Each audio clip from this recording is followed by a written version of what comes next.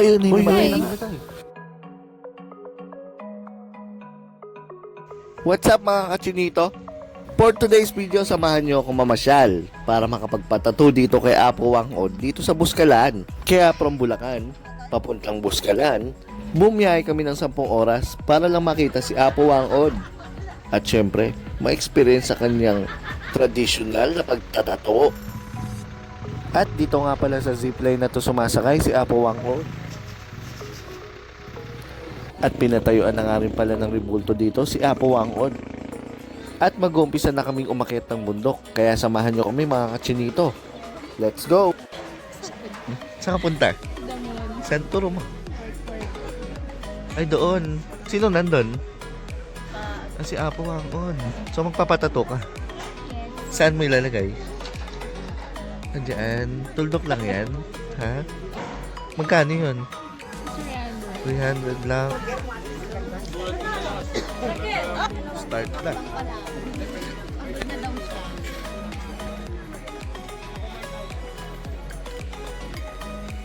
At nagulat pa kami dito mga kachinito. Dahil hindi lang pala basta mga tao ang nag-hiking at trekking dito.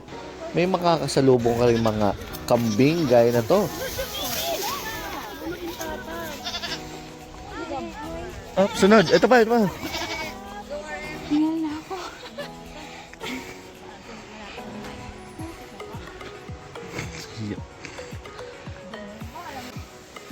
Binasic.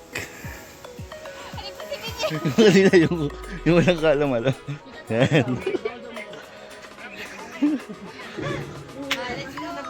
Tara, kita ta. Grabe, sobrang hirap ng trekking namin dito. Pero at least, makikita mo yung napakagandang view na to. At finally, nakarating na rin kami dito sa aming tutuluyan.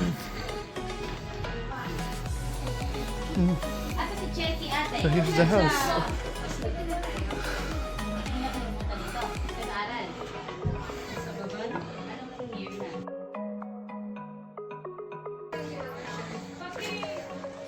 At ito ang masarap. Matapos ang hirap ng pagte-trekking at nalaman na namin ang aming tutulugan, meron silang hinanda sa aming kaping barako na napakasarap. At syempre, hindi namin papatagalin. Susubukan na namin agad itong tradisyonal na pagtatato. O ano mga kachinito, panoorin nyo na to kung paano nila ginagawa yung pattern. Gamit lamang ang pinutol na walis tingting at tinta galing sa uling ng kawali. Aba, kanila itong ginuguhit upang mabuo ang pinili mong pattern. At ito ang kanilang tatatuan.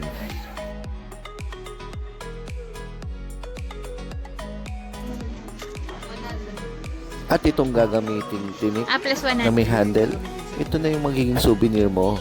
Babayaran mo lang siya ng 100 pesos. Mapapasayo na to. Kayo nang umusga dito mga kachinito kung masakit o hindi. Aba, basta tibay lang ng loob ang kailangan para matapos. Kung matapang ka, go mo kahit madami.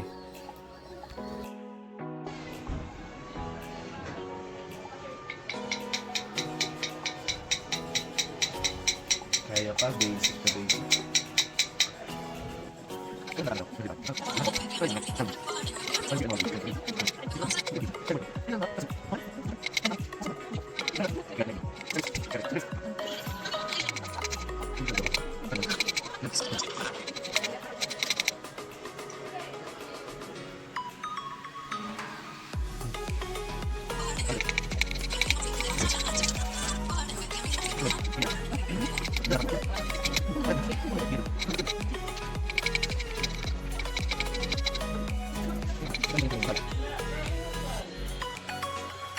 Doon ang start ng G. At maging ako, nakailam na din. Ako na mismo yung nagtato. Tara, tingnan natin kung madadali ko to o hindi.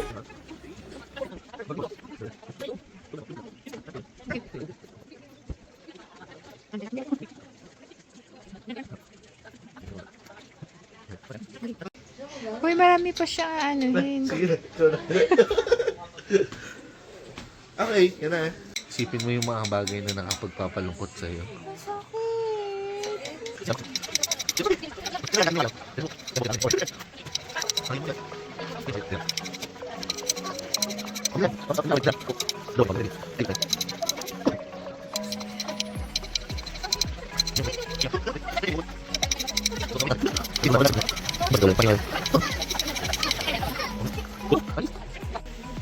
At hindi na nga pala kami nagkaroon ng pagkakataong magpatato kay Apo Wangod dahil sobrang dami na palang nakapila. Wala na kaming oras. Pero ang nagtato sa amin, yung dalawang apo niya na si Eliang at si Grace. Ang nagawa na lang namin kay Apo Wangod, magpa-picture at makipag-meet and greet.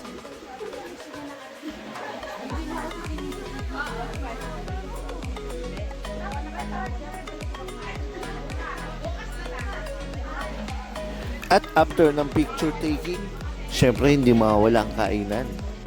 Naghanda rin kami ng sariling luto namin dito.